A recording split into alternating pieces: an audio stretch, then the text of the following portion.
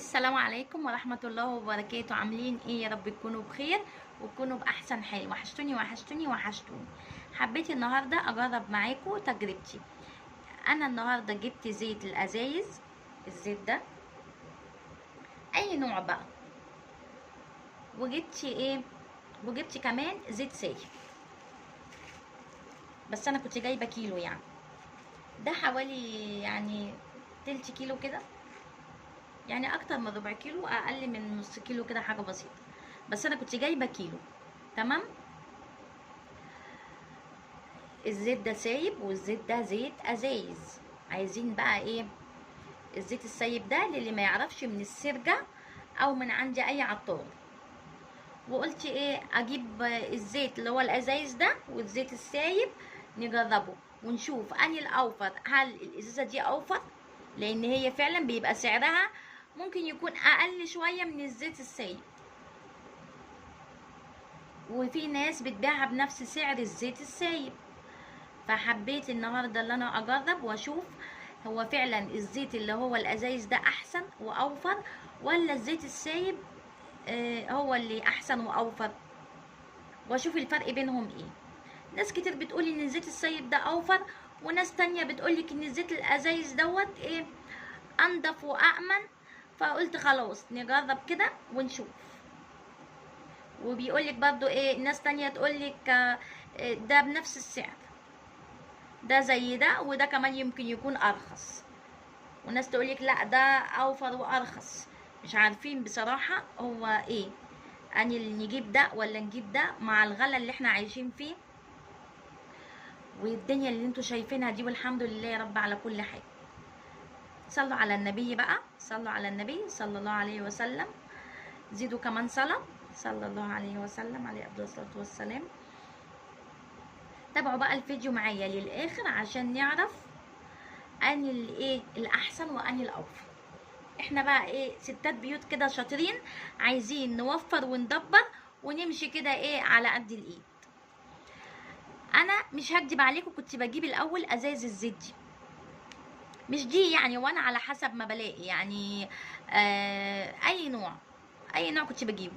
الزيت دوت الازازه كانت ناس بتبيعها ب65، وناس بتبيعها ب60، وناس بتبيعها ب70 جنيه. فانا كنت على طول كده وانا في السوق، او انا محتاجه زيت ولا حاجه، ببعت اجيب ازازه زيت، او حتى بجيبها ايه من السوق ب60 70 جنيه. طيب هي الازازه دي كيلو؟ اسال الراجل واقول له هي الازازه دي كيلو؟ يقول لي اه كيلو. وبصوا انا دلوقتي ببص هنا كده معاكم، بصوا مكتوب كام. مش عارفه ده 800 ولا ده لتر. انا مش عارفه هو دوت لتر ولا 800. هما كاتبين 8 كده، اللي يعرف.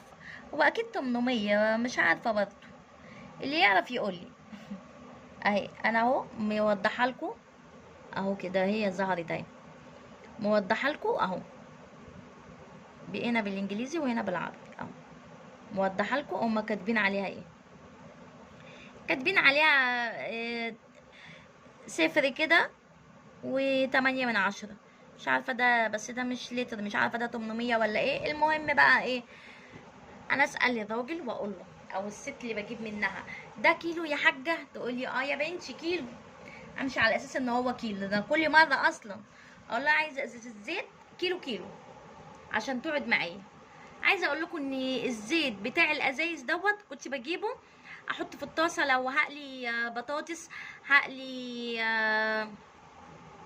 سمك، اي حاجه.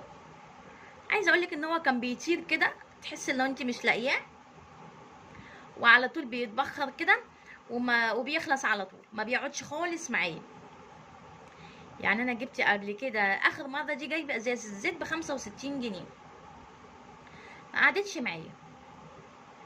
بس انا قلت ده من استهلاكي، يعني اكيد كل مره اقول ده من استهلاكي. احنا مثلا نقلي بطاطس كتير، بنعمل حاجات محمره كتير، فممكن يكون ده من كده. فالنهارده خطر على بالي بقى ان انا فعلا، انا كان عندي الازازه دي فاضيه، الازازه دي كانت فاضيه. فالنهارده خطر على بالي وقلت طيب انا جربت الازايز دي كتير، طب ليه انا ما جربش الزيت السايب؟ فرحت عند العطار وقلت له انا عايزه زيت سايب من اللي هو الحلو، مش من اللي هو بيجمد، لا من اللي هو الحلو. في زيت اسمه زيت اولين اللي هو بيجمد ده ايه في الشتاء كده تحطيه في الازازه تلاقيه عامل زي السمنه. لا احنا مش عايزين الزيت ده. ولو انت حتى قليتي بيه بطاطس وسبتيها مثلا ركنتيها كده شويه، البطاطس تحس اللي هي كده ايه مسمنه كده فيها سمنه. فقلت له لا انا عايزه زيت سايب حلو، مش عايزه اللي هو بيجمد ده ولا اللي هو اللي بيجمد ده اسمه قولين. قلت له مش عايزه قولين اللي بيجمد ده، انا عايزه زيت من الحلو. راح قال لي ايه ماشي.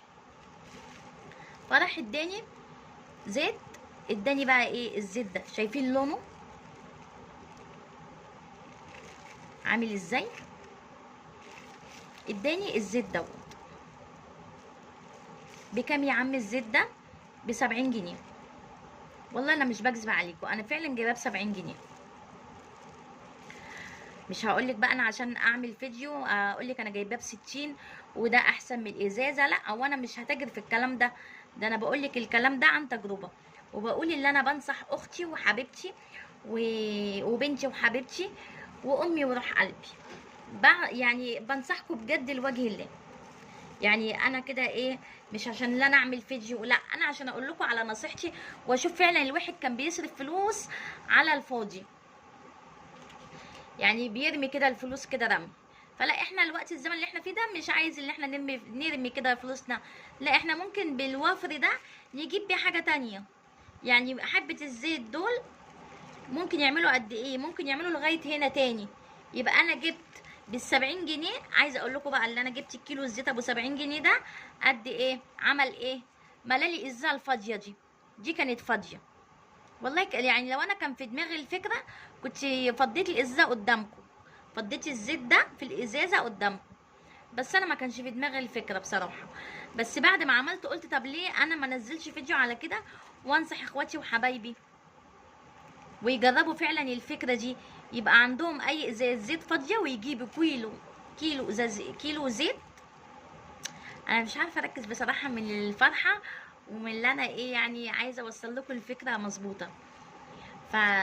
يعني شوفوا اي ازازه زيت عندكم فاضيه هاتي انت كيلو زيت وفضي الازازه دي الزيت في الازازه. فضي الزيت فضي الزيت في الازازه، ولما تفضي الزيت في الازازه هتشوفي ايه الفرق بقى معانا ايه. انا فضيت الازازه دي كده، فضيت الزيت في الازازه. بصي الازازه مليانه اهي، احنا بنجيبها ممكن تكون كمان اقل شويه، بس انا ايه مليتها وقلت اشوف معايا قد ايه. عايزه اقولك حبه الزيت دول كده من غير حلفان ب20 جنيه، لو انت رايحه تجيبيهم ايه سايبين. الحبه دول كده ب20 جنيه. طب الحبه دول انا يعني فاضل حاجه بسيطه ويبقى نص كيلو، يعني هو ايه مش نص كيلو، اقل من نص كيلو.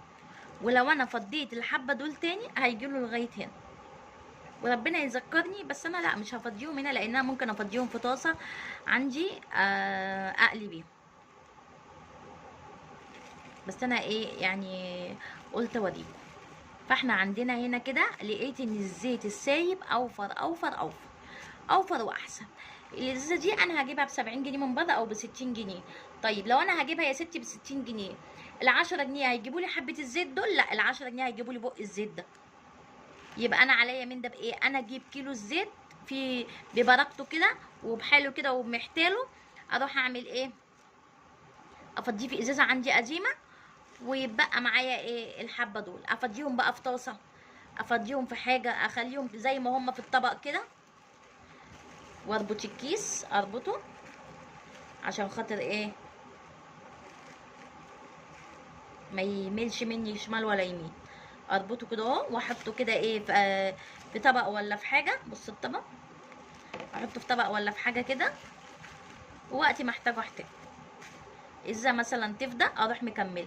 طب الاذا ما فضيتش انا عايزه اقلي اي حاجه اروح مفضيه ده في اي حاجه واقلي.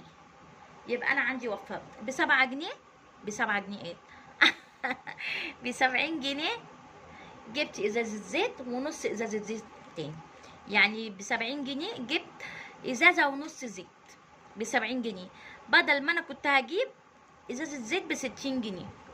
فوفري كده ودبري وخليكي ايه ست بيت شاطره. وفري ودبري وخليكي ست بيت شاطره.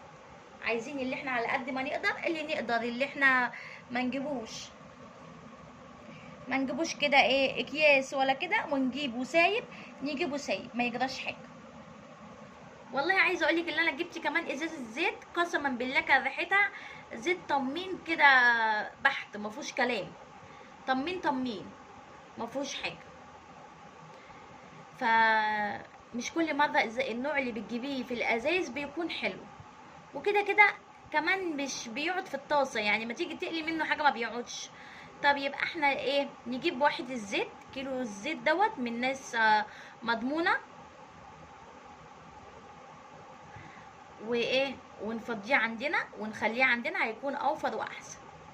يعني احنا لو حسبنا ازازه الزيت دي مثلا لو جايبينها ب60 70 جنيه، قول يا ست 60 جنيه، جايبينها ب60 جنيه ونصها اهو ب30 جنيه 90 جنيه. طيب انا دلوقتي جبتها بكام؟ بس انت اصلا ممكن تجيبيها ب70 جنيه، مش في كل الاوقات بنلاقيها ب60. التخينه شويه دي بيقولك ب70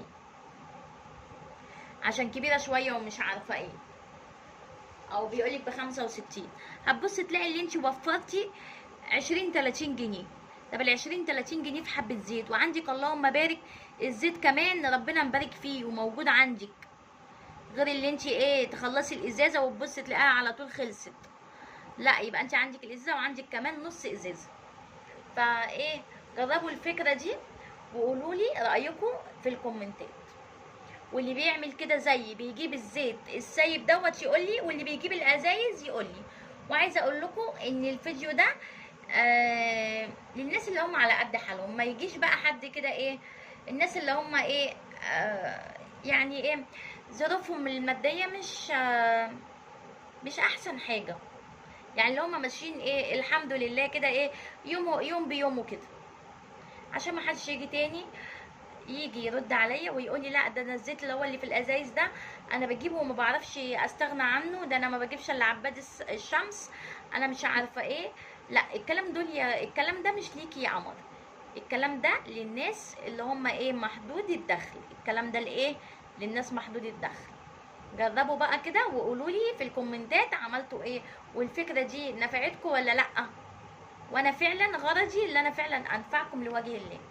واستنوني في فيديو جديد، والسلام عليكم ورحمه الله وبركاته. اوعي تنسوا اللايك ولا الاشتراك، وشيري الفيديو على قد ما تقدري عشان يوصل لاخواتك وحبايبك، وربنا يجعله في ميزان حسناتك.